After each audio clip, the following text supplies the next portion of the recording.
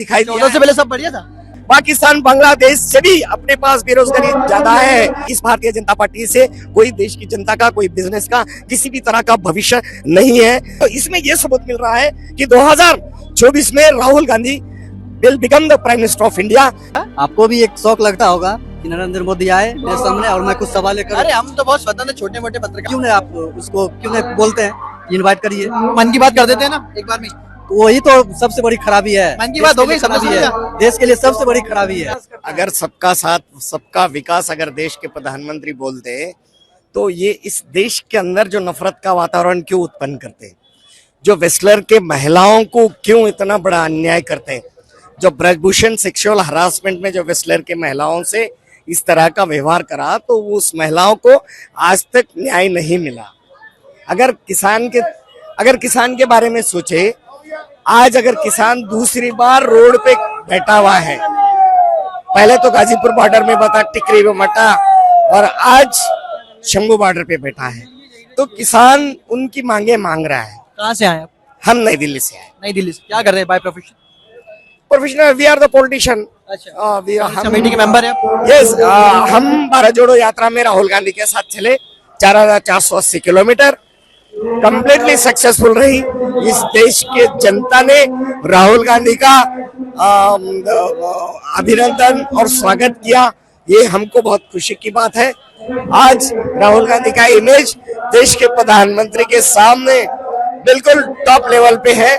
उसके बाद जो भारत जोड़ो न्याय यात्रा निकाली इस हिंदुस्तान में, आपको भी पता है किस कैटेगरी के लोगों को अन्याय हो नहीं रहा।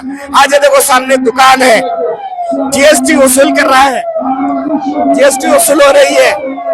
आज कोविड-19 पीरियड में सारे जो धंधा करते थे, बिजनेस करते थे, डेली उनकी अचीविंग होती थी, डेली उनका ग्रोथ होता था, डेली, और इनकी देश की इकोनॉमी, इनके साथ देश की इकोनॉमी बुलंदी पे रहती थी। आज 2014 में 7 पॉइंट। कोई ऐसी बात यात्रा की लगी जो आपको लगा कि यार ये सही नहीं जा रही, कुछ गलत है? नहीं, यात्रा ऑल राइट। यात्रा का इतना बड़ा रिस्पांस, ये इतना बड़ा अभियान, यानी कि इतने बड़े क्रांतिकारी राहुल गांधी जी को जो मिल रहा है, कि इससे रिजल्ट लगा कि 88-90% of the people Rahul Gandhi के साथ है। ये सबूत है जो राहुल गांधी बोल रहे हैं कि शेड्यूल ट्राइब्स की 8% आबादी, 15% शेड्यूल कास्ट की आबादी, 50% ओबीसी की, और माइनॉरिटी की 15%, जो हिसाब बता रहे हैं, तो इस हिसाब से जो देश की जनता राहुल गांधी के साथ चल रही है, तो इसमें यह सबूत मिल रहा है कि 2024 में Rahul Gandhi will become the prime minister of India. क्यों? तो इतनी खराब स्थिति इस देश के अंदर 10 साल के अंदर जो हुआ है, किसी को भी न्याय नहीं हुआ, सबको अन्याय के साथ they are suffering, all the businesses and all the महिलाएं, ऑल द बेरोजगार। आज एक युवा ज्यादा पॉपुलेशन जो राहुल गांधी के साथ जो चल रही है साथ, ये है युवा बेरोजगार। आज 10 साल में इतनी बेरोजगारी हुई, राहुल गांधी जी ने एग्जाम्पल भी दे रहे हैं, पाकिस्तान बांग्लादेश से भी अपने पास बेरोजगारी ज्यादा है। मोदी जी कह रहे हैं कि 2047 तक विकसित भारत बनाएंगे। बुरा हाल है देश के प्रधानमंत्री, 2047 ही नहीं, उनकी पूरी उम्र गुजर भी गई, तो उन्होंने तरक्की के बारे में, डेवलपमेंट के बारे में, अनएम्प्लॉयमेंट के बारे में, महिलाओं के बारे में, देश के खराब स्थिति के बारे में ये कभी देश के प्रधानमंत्री सोचेंगे नहीं और बोलेंगे भी नहीं। देश के प्रधानमंत्री आज अगर 10 साल के अंदर इस देश को पीछे लेके गए हैं, आगे नहीं लेके गए, डिमोनेटाइजेशन हो गया, जीएसटी हो गया, एनआरसी हो गया, और अडानी अंबानी का विषय होगा, हर दिन एवरी टाइम।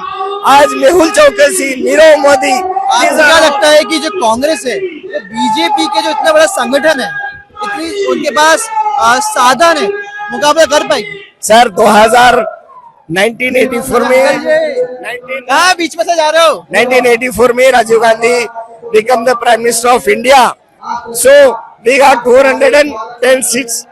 तो भारतीय जनता पार्टी को किसी तरह का कोई कोई वोट का परसेंट ऑफ नहीं था। 2089 में जो इलेक्शन हुआ राजीव गांधी हाँ 2089 1989 में जो इलेक्शन हुआ है, जो वीपी सिंह को जो मेजोरिटी मिली थी, उस समय भारतीय जनता पार्टी को 50 सीट, कांग्रेस को 75 सीट। तो हम कांग्रेस ने वीपी सिंह को प्रधानमंत्री बनाया, तो इस देश में उनको 50 पार्लियामेंटेरियन थे।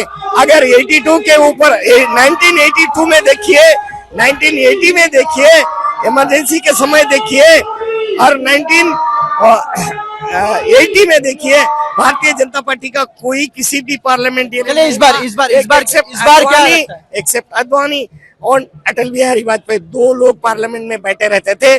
देश में किसी इस भारतीय जनता पार्टी से कोई देश की जनता का, कोई बिजनेस का, किसी भी तरह का भविष्य नहीं है।